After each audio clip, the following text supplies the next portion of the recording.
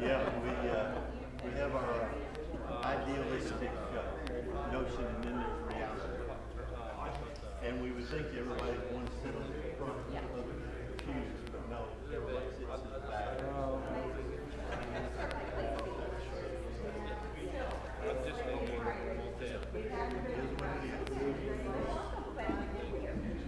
All right. You got more than... Good morning.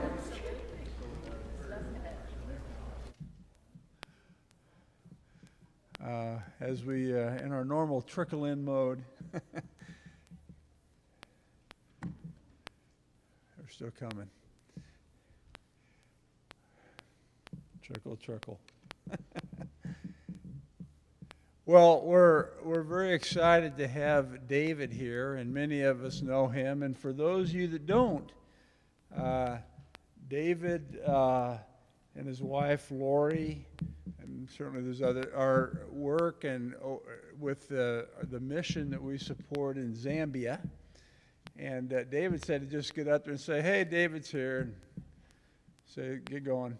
But no, that's just a tremendous work that they've done. They've been involved with it many years. Dave was a minister here many years ago, and so there's that connection. But also, it's just thrilling to always hear him talk about the great things that are going on, and those of us that get the newsletter and the email, and so on and so forth. It's just really exciting to see what's happening, and that we as a congregation help to support and partner with them in that. And so, with that ado, David. All right, thank you. It was 30 years ago that Lori and I were here. This morning we got here a little bit early, and we just went over and looked at the old building and drove around. So much has changed. Boy, when I moved here, the Triangle, it was mostly farmland. And I've been driving around for the last 24 hours, and I ain't seen an empty lot yet. It's so different now. But 30 years, and we've been in Zambia now for 20 years, so a lot has changed in that amount of time. But it is great to be with you all this morning. And Lauren, one of the great things about visiting churches, we visit about 35 a year. And one of the great things is when I get to go back to a place where I used to live and a church where we used to work and get to see people. And, of course, there's always new faces, but it's great to see folks that we've known for many, many years. And we very, very much appreciate the congregation here with the partnership that you've had with us for these many years and doing this work in Zambia.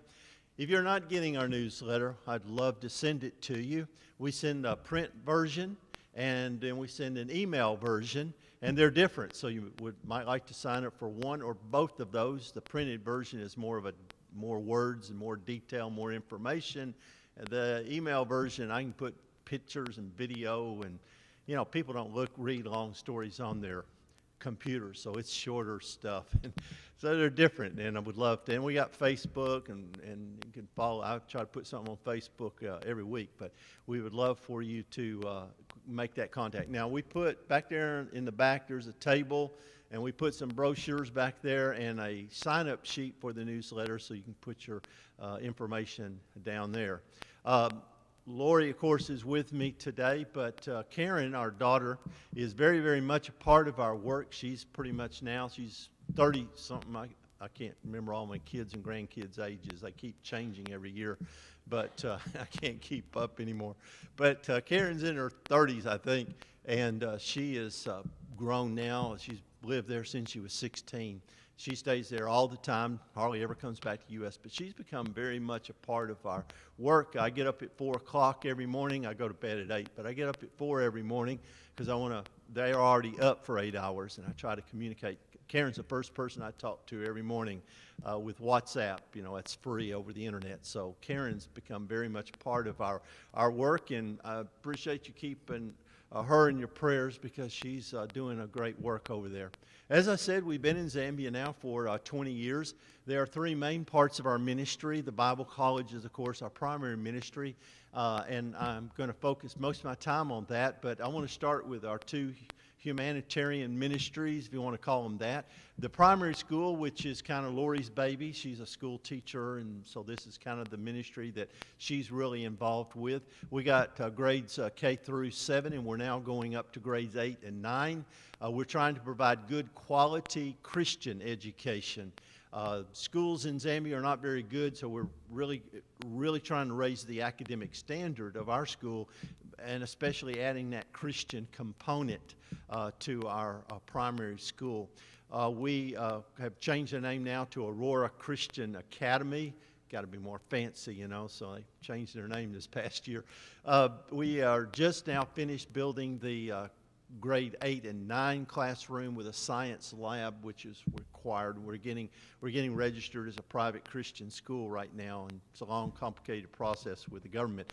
But our primary school is also important because we get our Bible college students and their wives can come over into our primary school, and we train them how they can go back to the village and start a community school in their church or work in a community school. When they go back home, help support themselves in that, but how to build relations with the children, because in most of Africa, Christian churches don't do a whole lot with children. They're an age-oriented culture, and half the children die before they reach adulthood, so they don't pay them much attention. They don't have a lot of very few churches have Sunday school programs for the youth. A lot of people just leave their kids at home because worship lasts 3 hours in Zambia and in most of Africa. And we think that's a real problem. We don't want to wait till we're adults to start trying to build that Christian foundation. And so we're trying to teach our students in the Bible college and their wives how to work with children, and they can come over in our primary school and do chapel and teach Bible classes and just learn how to work with children, so that when they go back to the village, they'll be able to build relations and work with the next generation. We have a school meal program. We offer breakfast and lunch. Zambia, according to the UN, is the most malnourished country in all of Africa, and it's mainly because about 80% of what they eat is nothing but corn. They get a lot of starch, very little protein. They're very malnourished. And that's one of the reasons why children get sick and die so much, is because they're so malnourished. A lot of the children coming to our primary school, I'd say most of them are coming from some very, very poor families. They're very malnourished. They get, if they're lucky, if they get one good meal a day. So we give them this meal. It's very nutritious and high in protein, and it's made a real difference in these kids. I mean, they're doing better academically. They have more energy. They're getting sick less, missing less school because of that, and it doesn't cost us all that much. And that's one of the things that we really love doing, is doing something that makes a big difference with little money. That's gold. And this is one of those gold programs or ministries that we do. It's making a lot of difference with these children. Our school is making a difference in a lot of different ways. Most of the kids that are coming to our school are coming from among the poorest families in Zambia. A lot of them work on commercial farms. They don't own their own land. They're working on somebody else's land for peanuts, and that's why they're so poor. Very few of the kids coming to our school can afford to pay much of anything for school fees. So we are giving these kids a good education. They're getting, that's going to equip them so that they will be able to better support their families. When they become adults and have children, they'll be able to get better jobs. We provide them, as I said, the 2 nutritious meals a day, which means they're less likely to be among the 50% of children in Zambia who die before they reach adulthood. We also, these children are getting a good Christian foundation that's going to change, have an influence. You know, we got to develop the next generation spiritually, and that good Christian foundation, I think, is very important to the future of Zambia.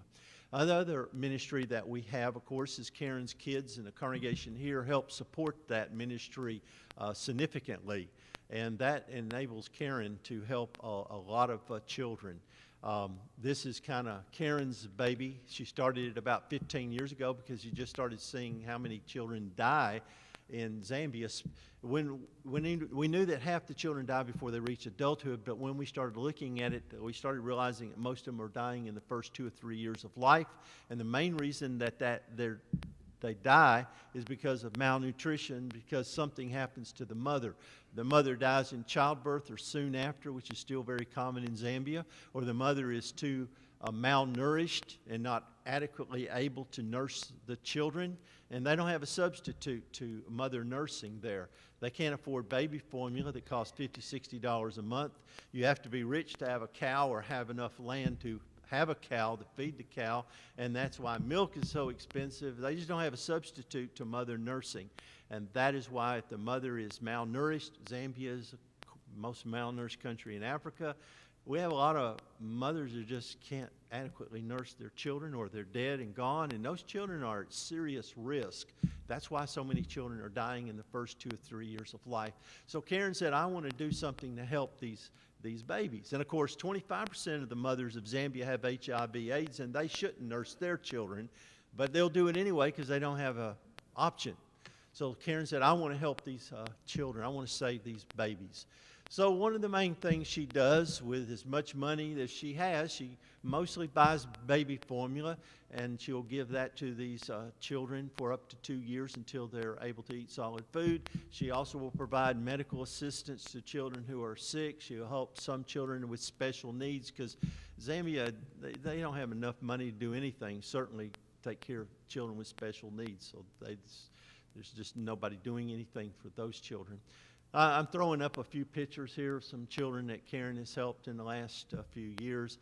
When I got this last picture here, I looked at it and I said, something's wrong with that picture. And I couldn't figure out what it was, and it took me a day or two, and then it hit me. Oh, that baby's chubby.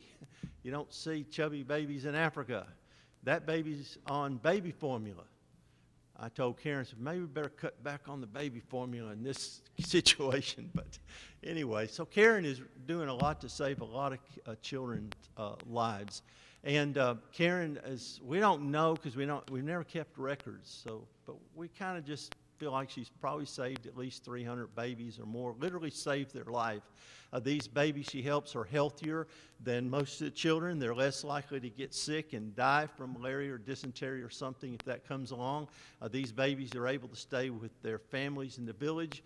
We really do not believe that orphanages are something that's right for Africa.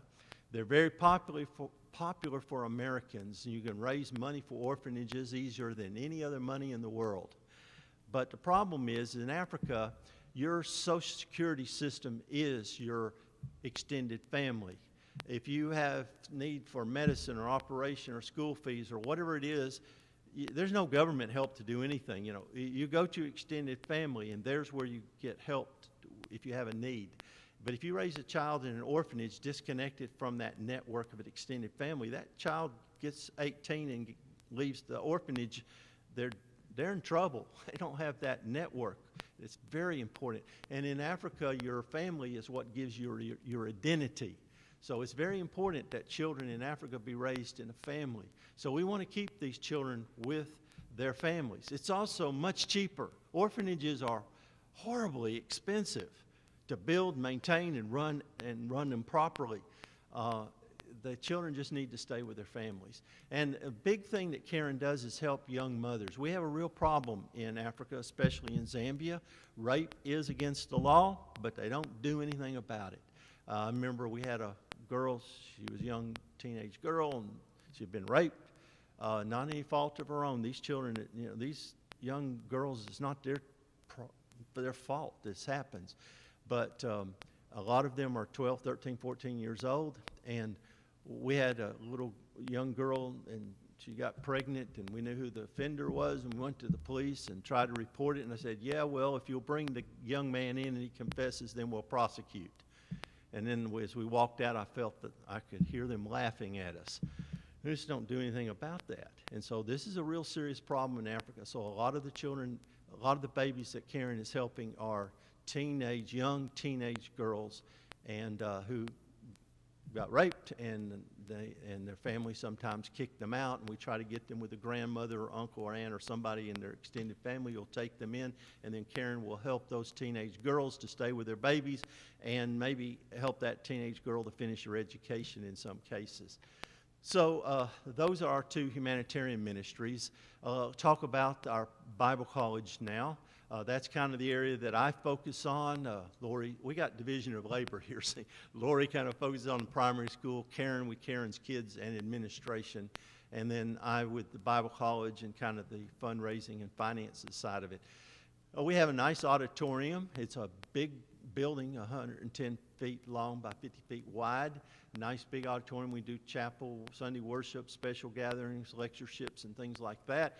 And then we have in the back of it a smaller classroom. It's a big classroom, actually, but it's big enough that we can have first year, second year, third year students and their wives and our school teachers there, our Bible college teachers there. And because when I'm in Zambia or we have a visiting teacher, we can have a combined class. Because when I'm in Zambia, like in this picture here, I teach all the students and the staff are there too. And we have that nice big classroom, and that's for the first year students also. Then we have another classroom for the second year students. And then the third year students have a classroom in our office building, which also has our library and administrative offices and everything. And then we have a classroom for the women's program, because our Bible college students have to bring, if they're married, they have to bring their wife, and the wife has to agree to go through the women's program, because we want, two of our Bible college teachers' wives are teaching the women. They're older women. They're doing a great job with the wives. So we have a building just set aside, because we teach them not just Bible and ministry, but we teach them agriculture, sewing, healthcare, nutrition, food preservation, child care, just a lot of different things that we teach them, so that when they go back to the village, they can help the women in the villages. We have 30 married student apartments. They're just 3 rooms, no indoor toilets or kitchens or any of that. That's outside, because we don't want to raise their standard of living. Our students come from rural areas, and we want them to go back to the bush. And then I do have a dorm, which when you add up all the students, we have capacity for about 100 students. And we don't want to get any bigger than that. We think we've hit the maximum proficiency to do the kind of work we're trying to do.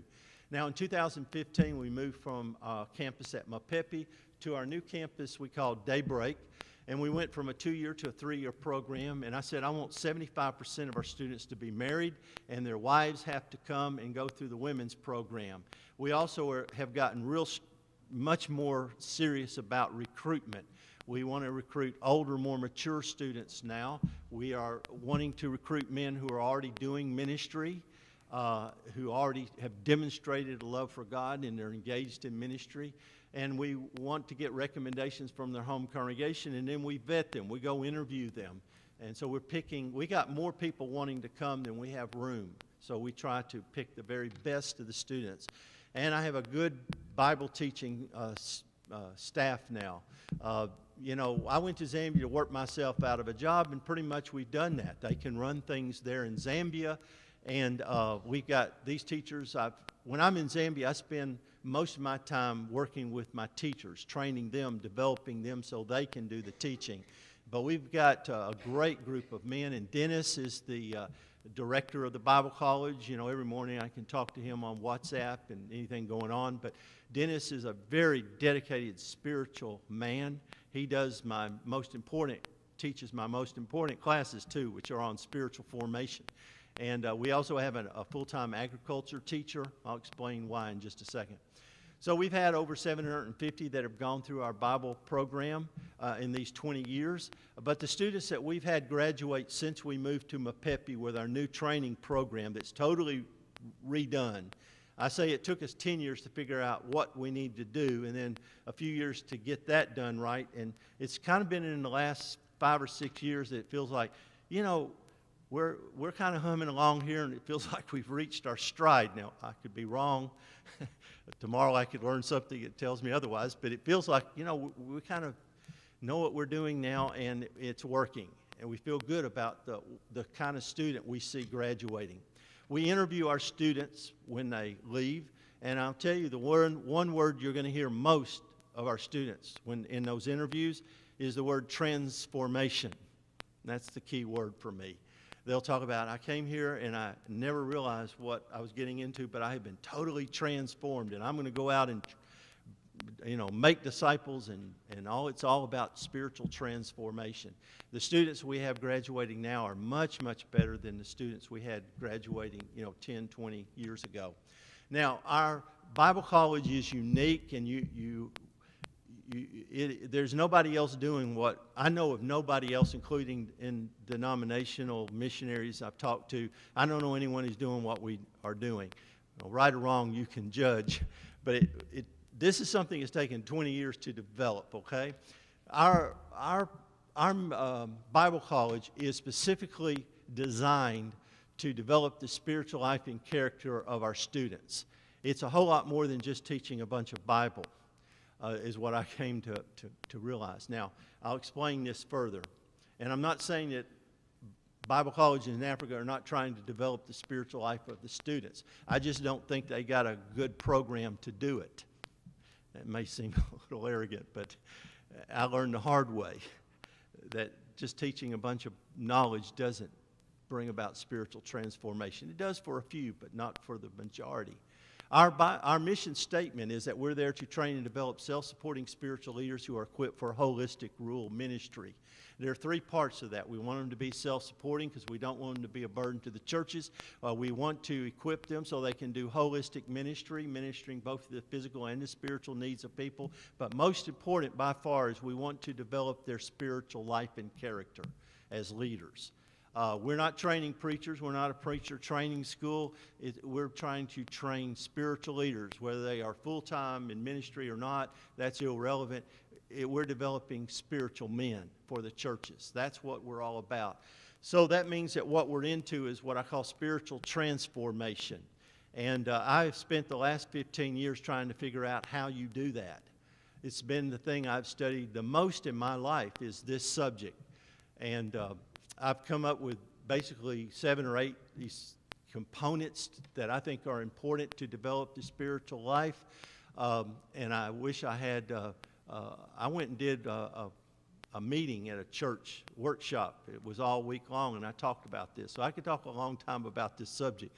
But just to hit a couple of things, yes, people need to have a knowledge of the Word of God, because without it, some basic knowledge of the Word of God, there will be no spiritual growth. That's essential. You can't do away with that. But I came to realize that by itself is not enough for most people. You've got to add to that some other things, and like practical application. People need to learn. And they need what they learn in the classroom, whether it's Bible or it's ministry, they need to get out there and put it into practice as soon as possible. There's got to be practical application. And so every weekend our students are going off campus on Saturday and Sunday engaged in practical ministry. Because if you don't take what you learn and put it into practice, you become a hearer of the Word and not a doer of the Word. And that's how we get a bunch of people that just sit in pews. Mentoring is critically important. One-on-one, you got to... All of our students are assigned to a teacher who then becomes their spiritual mentor. And you meet with them in a small group, but especially one-on-one. You talk about things like, what are you learning in class? What does that mean to you? How does that change your life? What are you doing about it? What have you done? How are you coming along? Let's pray about that. You've got to have these personal conversations with people as they try to take what they're learning and they're putting it into practice and changing their life. That mentoring is critically important to spiritual transformation. And then worship. You got to help people in developing their life, their relationship with God. We call that the vertical. Because in Africa, traditional religion is all about ritual. You know, if I do a ritual, then I will get a blessing. If I do this ritual, this will happen. And so they approach God that if I go to church and do the ritual and take the Lord's Supper and go through the ritual of worship, this kind of comes a little bit from Catholicism thought too, but it's if I go through the ritual, then God is going to bless me. I have people come out of church all the time in Africa and they'll go, God is going to bless me. And I always say, well, why do you say that? I've been hearing this I've been in Africa now 50 years and I've heard this back in the 80s.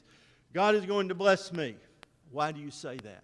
Because we went to church today and we put money in the collection plate and we sang and we did the 5 acts of worship and we sang without an instrument. And we did it right. God is going to bless me. And I said, yeah, but what about this woman you're seeing ain't wife? What about this, you're cheating your neighbors in your business? Or what about your drinking? You know, yeah, but we went to church today. God is going to bless me. You see the problem? All right? And that's where we are in Africa. So you've got to really help people to understand that your relationship with God, it is a relationship that transforms who you are in every dimension of your life. And it starts with that reconciliation in your relationship with God that changes you. I wish I had more time to talk about this. But anyway, we've designed our Bible college so that we're trying to accomplish these 8 different things. And we're trying to train them to be self-supporting, as I already mentioned. And we do that through our agriculture program. That's part of our mission statement. And that's why I have a full-time agriculture teacher. So when our students get there, I feed them for 3 months while they're getting their gardens going. We give them a plot of land, they dig them, they plant, we teach them how to do raised beds and composting and drip irrigation. Well, you teach them drip irrigation because in Zambia, the temperature doesn't change very much, but we only get 4 months of rain, and then for 7 months it doesn't rain at all, not a drop. But you can grow food year-round if you have drip irrigation. And drip irrigation is the most economical use of water, because if you can fill just 3 or 4 of these buckets every day, you can grow enough vegetables to feed your family and even sell some to make a little bit of money. And you see, they have to walk 3 or 4 or 5 miles to get their water, so you've got to make the water really go a long way, and that's why drip irrigation is the most economical use of water. So when they come, I feed them for 3 months while they're getting their gardens going, but once those vegetables start coming up and they can take them to the market on Fridays and sell them, I stop feeding them. And so our students, for the 3 years that they're with us, they are self-supporting. We also teach them how to raise chickens as a business, and we're looking at getting into pigs. We're looking at starting a piggery maybe this year. We also want to teach our students to do holistic ministry, and that means ministering to both the physical and the spiritual needs of the people. We do that because that's what Jesus did. He came preaching, but also ministering to the physical needs of people. And we do that because in Africa, you can't ignore the suffering of people. People are living in poverty, and you've got to address that. You can't just ignore it. So we want to teach our students so that they can speak and act in a way to help people with their physical lives as well as their spiritual life. And the way you train people to do ministry, physical or the spiritual, is through practical experience. So everything we teach in the classroom, we get our students out there doing it. We teach them agriculture. Well, here's a garden plot, and you learn how to do it for 3 years. You're teaching them how to do ministry. Well, let's go do ministry. So on Saturdays and Sundays, our students go off campus. They walk or they ride bicycles. By the way, Lori, remind me, we got to buy some more bicycles for this next year. Anyway, they go off campus by bicycle or walk, and we teach them that if you're going to do disciple making, traditionally we've thought of evangelism as you go, you have a Bible study with someone, you baptize them, and then you kind of, okay, go to church, and then we go on to the next notch in our gun. Disciple making, most of the work in disciple making actually occurs after someone is baptized, especially in Africa. And if you're going to work with someone over several years to grow and mature and understand what it really means to be a Christian, you've got to build a relationship. And that begins before you start teaching them. So our students go out and they start building relationships with people in the village. And they go out and they start serving in the villages. They go out, they find a widow whose house is, the thatch is falling in, the rains have come, and they'll re-thatch her roof. Or a man is sick and he can't plant or harvest his crops. They'll get out there and harvest their crops or help plant them. Or somebody is sick and they'll walk 5 miles to get medicine for them. Or someone needs help fixing their bicycle. Whatever you can do, get out there and just serve, because that's how Jesus, he went out and he began to serve. And you build those relationships, and then that will bring you the opportunity to start teaching. And then you can teach them about Christ and what it means to be a Christian. And then they're baptized, and then you do the really hard work in Africa, which is helping them to grow what I call spiritual transformation. So that's how we're teaching them to do ministry, and it involves practical training, the spiritual as well as the physical as well. So we teach them agriculture not only so they can support themselves, but also so that they can go out into the back home, and they can teach people in the villages how that they can grow food using composting and raised beds and drip irrigation. We also teach them how to be a school teacher and how to work with the youth in the village so they can do that when they go back, and they learn how to do that in our primary school. They learn from Karen's kids how to work with vulnerable children and orphans and how to help children with very little money. We teach them basic medicine. A lot of it's preventive medicine, and we also do a great deal in helping them with marriage and the family, which I don't have time to get into. It's a big subject, but marriages are really in trouble in Africa because they've gone from arranged marriages that were stable to now they're marrying for love. Boy, that opens up a cake of worms. And want love, and they've been influenced by Coca-Cola and Hollywood. But anyway, if you want to love and romance in a marriage, you got to learn some relational skills. And men still treat their wives like they are a piece of property, you know. But anyway, I got to move on. We do a lot with helping them with marriage, so that will help their marriages, and they can go back and help the next generation build better marriages, because marriages are really struggling in Africa right now. So that's kind of our ministry that we're teaching our students, holistic ministry, both the physical and the spiritual.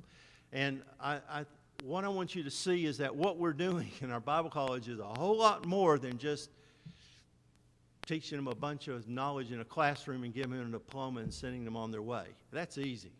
But if you want to really teach people to go make a difference and make disciples in Africa, that takes a lot of work. And it takes a lot of work to develop a person's spiritual life and character. Now, how well are our students doing? I'm starting to run out of time, so I'm going to go fast here. I want to just tell you some of our graduates. Here's Lazarus, the graduate from 2019. He started church out in the Eastern Province. I'll have to turn around and read this. He's teaching the church where he's at how to do gardening and the agriculture he's learned. Crispin from 2020, he is one of our most spiritual-minded students, he and his wife, that we've graduated. But he's working with a church down in the Southern Province. That church had almost died, was barely existing, and he's been there about 3 years now, 3 or 4 years, and he sent me a picture of the church and says they got about 100 members now in that church. He supports himself through the agriculture, and he's teaching the church members how to do the agriculture as well. King Soko, 2020 graduate, working for a church out in the Eastern Province, active in evangelism, supports himself through his agriculture. He wrote and said, "Much thanks to the donors for the godly support that they rendered to me who want to serve God and win the lost. I am who I am today because God used you to support Daybreak Bible College. May God abundantly continue to bless the donors so that they can bless others." Moffat, 2020 graduate, working way out in a very remote part of Zambia up against the Malawi border, very remote, poor part of the country, doing a great work. He's active in evangelism. The church is growing. He supports himself through his agriculture. He writes and says that he never thought he would become a minister for God when he started at Daybreak, but he says that he became a totally transformed person. There's that key word I like seeing. Became a totally transformed person while at Daybreak, and he wants to do the same for others by helping them to know God, who God is, and his mission. Meshach, a graduate from 2020, he was working he's from the Northern Province, but he started a church down in Mazabuka in the Southern Province. He's training the members in drip irrigation. He's helping the church because the church is growing, and now they've started a building program. As the church is growing. He writes and says, "I am no longer the same Meshach people used to know before I attended Daybreak, but a transformed person." There's that word again.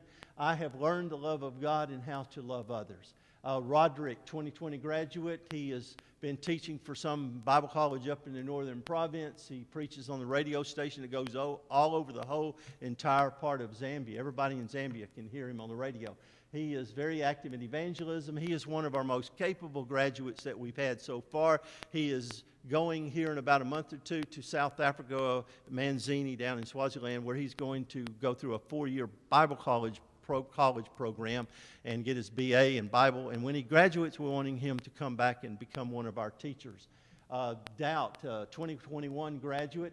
He is preaching for a church down in the Southern Province. That church was dying.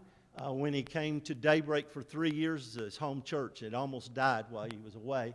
But he went back and he started an evangelism and disciple program, which has strengthened the church. He sent me some pictures. The church is starting to grow, and they're now starting a building program, and he supports himself through his agriculture as well.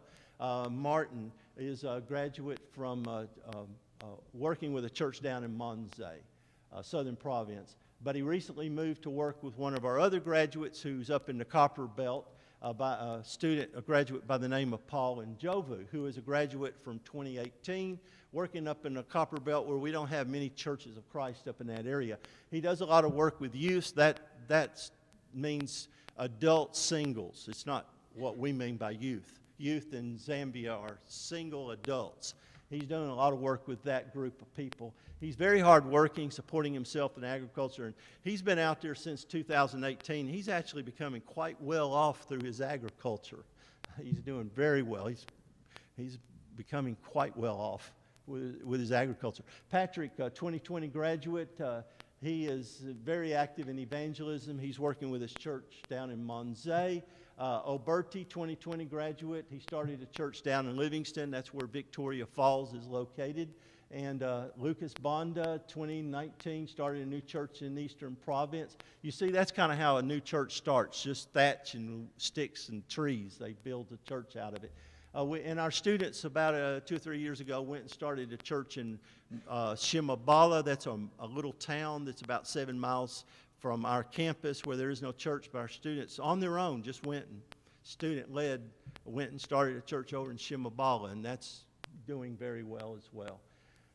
There are other ministries that we're doing that I don't have time to get into, like our optical clinic, where we give people prescription eyeglasses, but I don't have time to get into that and a few other things that we do. But that's kind of a basic summary of our ministry. You have the spiritual, and then there's the humanitarian side of our ministry. Let me remind you here to sign up for our, remind you again to sign up for our newsletters. Don't forget that. I want to close with this last thought. Why is it so important that we be doing what we're doing in Africa? You know, I'm 67. I don't see I'll ever get to retire. I'll do this till the day I can't continue doing it physically. And why is it so important? Why do I believe this is so important that we develop spiritual leaders for Africa? Here's the reason. You may or may not be aware, but the gravitational center of Christianity has moved from the northern hemisphere, western hemisphere, to the southern hemisphere. And in missions, everything you see written these days in missions is all about the global south, is what they call it, the global south, because that's where Christianity has shifted now. There are 700 million people in Africa now who profess to be Christians. 700 million. More people in Africa claim to be Christian than any other continent in the world. Okay? Africa. More than any other country. There are twice as many people attend church in Africa than attend church in all of North America and Europe combined. Twice as many. And there are more members of the Church of Christ and more churches of Christ in Africa than in the United States. They passed us like 7, 8 years ago, according to Christian Chronicle. They're telling us, and I've got research done by Lifeway Research, that within 30 years, Africa is going to have 1.3 billion people professing to be Christians. That's twice as many as any other continent, that being South America, which is heavily Roman Catholic. 1.3 billion people professing to be Christian. But here's the problem. Too much growth too fast is a big problem. What if McDonald's, or you name any business, tried to grow like that? They couldn't do it. They couldn't build enough buildings. They couldn't train enough people. They couldn't maintain quality. They couldn't do the logistics to get all their supplies there. You can't do it. And trying to build brick and mortar store is so much easier than trying to build people's spiritual lives. You see the problem we've got in Africa? It is a huge problem. Never in the last 2,000 years have we seen Christianity grow faster than we have seen it grow in the last 75 years since World War II, as we've seen in Africa. There's never been a period in the last 2,000 years anywhere where Christianity has grown faster than in Africa in the last 75 years. But that's a real problem. How do you develop spiritual leaders for all those churches? I mean, how would McDonald's train enough managers for all that many McDonald's? It's a real problem that we have in Africa. How do you develop so many spiritual leaders? Now, these churches have leaders, yeah. They just are, yeah, they're just, immoral and corrupt and don't know Bible at all. And, we got a real problem. And that's why I think leadership training is the most important thing that we need to be doing in Africa. And that's why we have dedicated our ministry to spiritual transformation.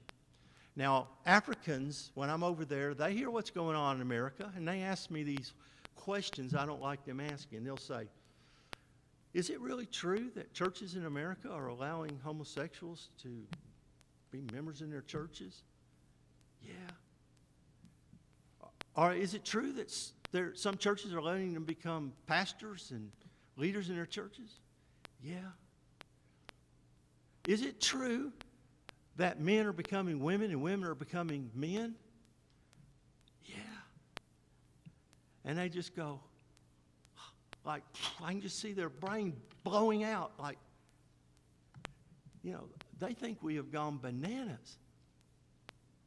I mean, I can't tell you, describe how bizarre they think we are. And I thought America was a Christian nation. I said, you better think twice on that one. And we have this discussion, and then they'll say to me, well, one day we're going to send missionaries to America.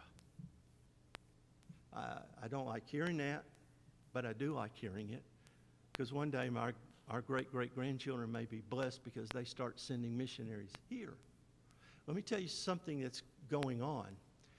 There's significant migration going into Europe. By the way, the whole world's moving all over the place right now. But you've been hearing about all the people from Pakistan and India moving into Britain. If you've ever been to Britain, I mean, half the people look like they're from Pakistan or India.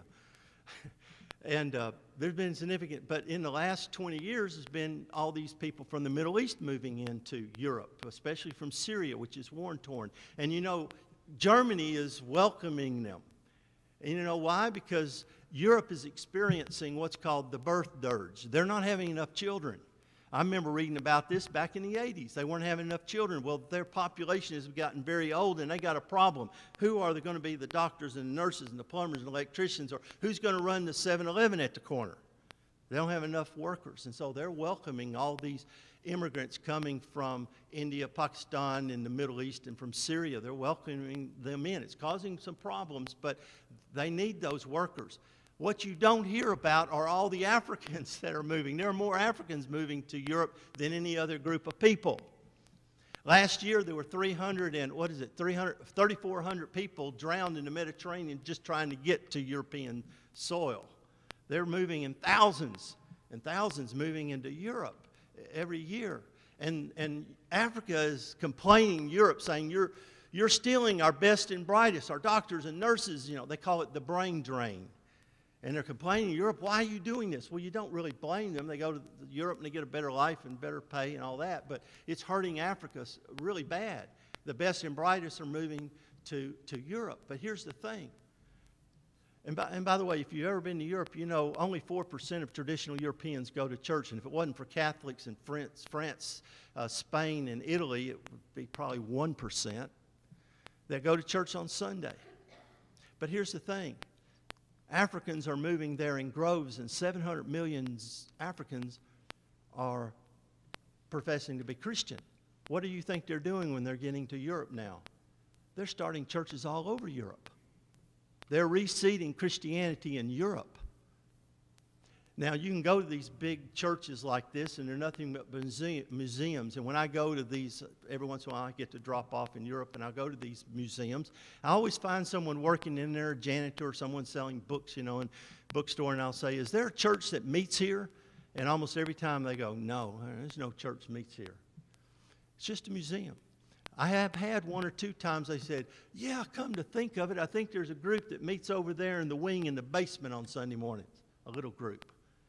Christianity's kind of died in Europe, but Africans are moving there in groves, and they're reseeding, planting churches all over. They're house churches because they don't have money. They're just starting churches all over in their houses. Now, I was in Athens, Greece back in July visiting a missionary that church supports that I know, and that supports us, and they're kind of co-workers. And we was dropped off in Greece, and I was talking to the missionary there he's a Greek missionary, and I was talking to him, and he says, and I visited his church on Sunday morning, and half his church was African.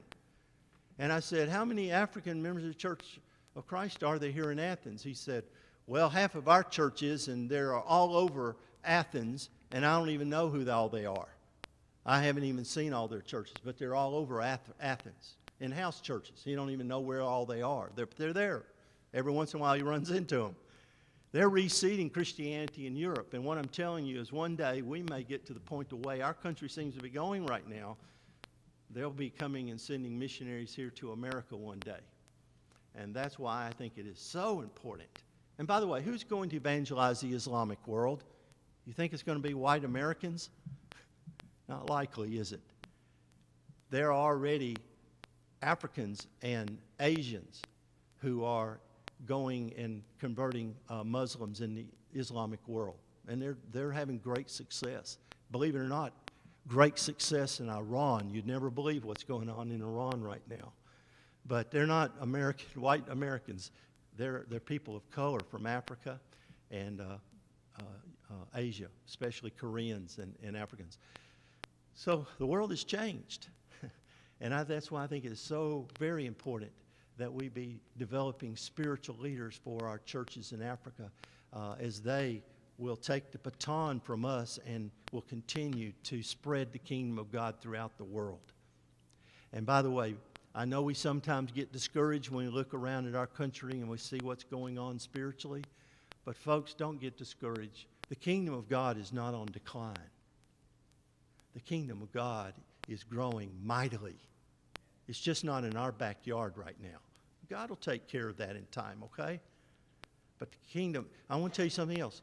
Never in the last 2,000 years has the kingdom grown more than it has in the last 75 years.